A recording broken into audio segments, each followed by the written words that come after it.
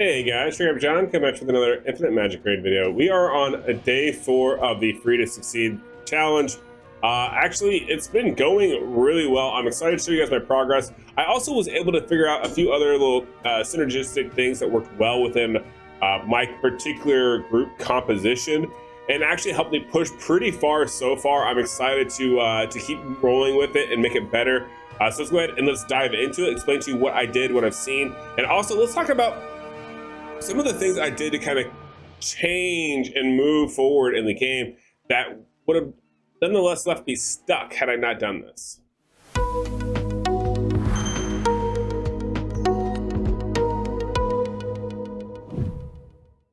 Okay, so first things first, you'll see here I'm up to level 22 now, and this is on day 4 of the account, which I think is pretty decent at 128k power here.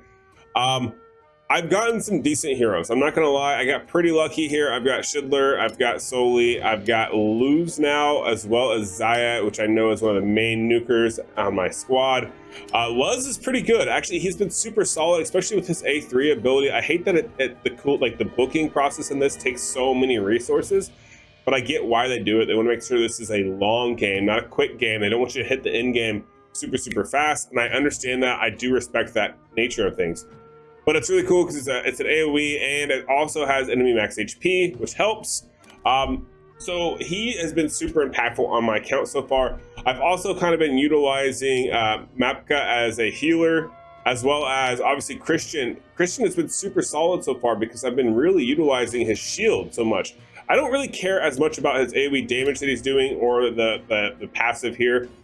Really all I'm utilizing him is a shield, as a shielder. So I have a shielder, I have a healer, and honestly, I just switched to using Schindler because of his passive here, increased 30% defense for all allies for 2 turns at the beginning of each wave. This has been amazing, especially for as long as I can get the DPS out to clear the wave in 2 turns, which has been fairly easy to do with a combination of Luz and Zaya. So this allows me to bring in these 4 characters right here. It gives me some support as well as some healing, and then also I swap Christian in and out with the shield with also using Holder. Holder is also super solid, but I tend to don't need him as often when I actually have a good solid DPS and support unit, which is what I've been really getting out of synergizing the 3 of these guys right here. But I do swap him out every now and then for Christian when I need it, when I need some quick DPS. Also, I was able to get Zaya up to Awaken 3. And I gotta tell you, it seems like in this game, getting Awaken levels is definitely the most impactful in the game. We had a general discussion when I was streaming about this, and I think I'm gonna go ahead and I'm gonna agree with the comments on this, where getting one character to obviously 5-star Awaken 5, that's top priority. I think it does matter which character you get. Like, for example, luckily I got Zaya first. She was my very first legend. And then I got Soli. Luckily for me, I noticed the DPS that she can do here, and I went ahead and I full sent her. Because yeah, I'm also doing all of her skill upgrades, everything, because she can do so much damage. But had I been presented the opportunity to not have her, let's say I just had Soli, I think if I had focused all my books on him and pushed him forward, this would have been a bad plan. Definitely don't follow the max everyone to A5 first plan for their first Lego. Definitely not the way it should be. Want to make sure you prioritize the damage nukers, whatever possibilities that you can. I got very fortunate that some of my first Legos here are great nukers, right? Also good options have been Holder has been a good damage dealer for me. Reeves has been outstanding actually as far as damage he can do. And I did just pull Frey. Frey looks pretty solid as well as far as damage goes. I went ahead and locked him. I'll probably build him later out if I can. But food has been really an enemy of mine. It took quite a bit to actually get the A3 completed here. And actually now that I've gotten that completed and we're pushing forward a little bit more, I'm gonna go ahead and we're gonna push a lot more of the content as quickly as we possibly can.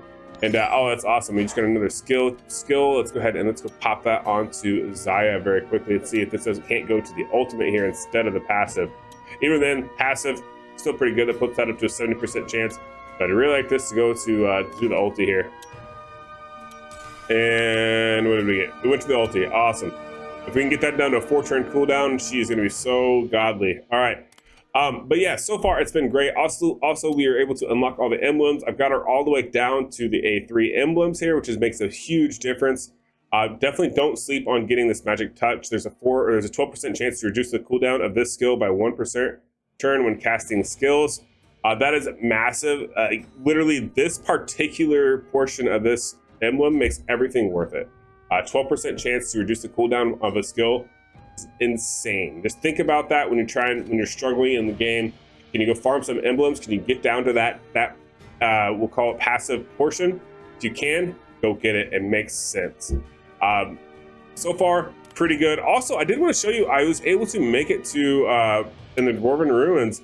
I can now farm level 15 on Room. I just finished this. I can make it to 15. I almost squeak out 16. I think if I farm this, you know what? I'm gonna probably farm this for maybe a day, maybe 2 days tops. Mainly just because I want the speed gear and I want to go ahead and get the leech set for right now. It has been making a big difference in my account. So I'm gonna go ahead and I'm gonna grab both of those sets. So I'll probably farm this for a day or two just to get that 5-star gear that I really want to get me pushed up into getting to stage 19 here, right? Because obviously you want to hit 19. And then the next threshold is probably going to be getting to stage 30. It's probably going to have a higher drop rate than stage 26. But I'm sure everyone watching this understands that you always want to start at the bottom tier of the next tier up of gear that you can. Work your way with the right gear and then move forward as much as you can so that we get a nice quick progression. Okay. But yeah, in Rum, I'm farming 15. In Gwyneth, I can farm 15. I almost did it on 15 here. I'd have to make some few tweaks, but honestly, there's not a whole lot I want out of this other than, I guess, maybe some attack set would be good. Crit damage set we'll probably have to circle back and get, but unfortunately, the burn damage is really destroying me right now in this one. So I'm going to probably wait until I get a better support unit to come back and push this one, because crit damage set, I'm sure at some point in time will be very, very beneficial, right? But I've also been able to get decent up to here. I mean, we're making good progress, guys. I think 4 days into the game, I'm not sure. Leave me comments down below. Like, do you guys feel like it's been great progress so far in my account? Has it been where it should be? I feel like it is. I'm going in the right direction for sure. But yeah, I'd be curious to see where would everyone else expect me to be at. Also, I'm trying to push up on the skilled boss. It's a slow grind, obviously, but it's gonna take certain champions, and I just don't have them yet. Talents, though. We made an interesting discovery. We actually talked with our good friend Rexart Gaming. I don't know if you've seen his YouTube videos. He does some every now and then. He told me he was done doing daily videos. He didn't have time anymore, which is unfortunate. But back in the day when we made Ace content together, he did do daily videos. It was very informative. He also brought up a good point. I wasn't focusing on getting speed at first on these. And now that I'm starting to realize and watch the battles, as I push up into these higher campaign levels, as I push up to this higher content, speed is becoming more and more apparent that you need to have it. Like, this isn't necessarily a suggestion, more of a requirement. Because what's happening is, I think I have the squads. I think I have the stats. However, I don't have the speed. So the enemies are outmaneuvering me, right? When they get to go 2 to 3 times before I get to go, that's a problem. Right now, they can go about twice to my once on certain characters. Other characters I prioritize more speed over, but generally speaking, it does seem like grabbing speed and then probably going 30 into speed and 10 into attack is going to be my best option on 90% of these. And unless I have god tier healers, I don't know that I'll necessarily grab HP, but it may make a difference later on as we move forward here. We'll have to see. I'll probably do some testing. I'm pretty big about making spreadsheets to record all the data possible, so that way I can do a cost analysis of, okay, well, here's the time invested here. Here's how many resources it took me here. Where's the middle ground here? Definitely give us some time. I'm sure I'll come up with that. I was actually just talking with our good friend Veilshot Gaming. We may come up and do some joint spreadsheets here pretty soon. But we are slowly pushing stuff. I do like in this game where you actually do get a reward for doing arena. Speaking of which, I need to go ahead and I need to do my arena today.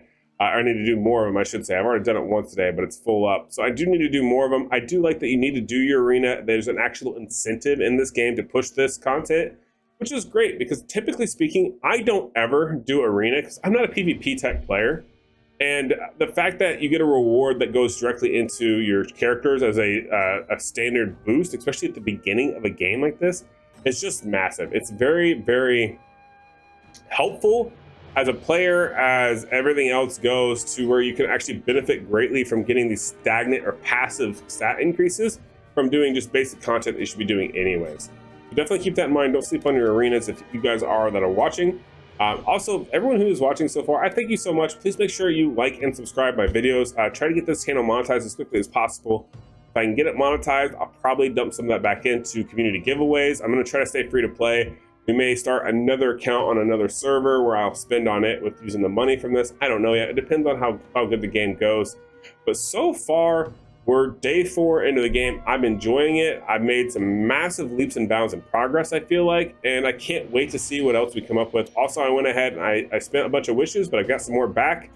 We're gonna go ahead and wait. I was under the impression that this upcoming event next Friday, which is on the calendar here, I thought this was gonna be this double the legend. I thought this was gonna be multiple times, but I was informed today from some other players that know this is a 1 legend dupe. So I'm not going to save all my wishes for this because so far early in the game, it seems like not having food is killing my account. But yeah, that's going to do it for this free to play update, guys. I hope you guys enjoyed the video and I can't wait to see you guys in the next one. Have a good rest of your day. Peace.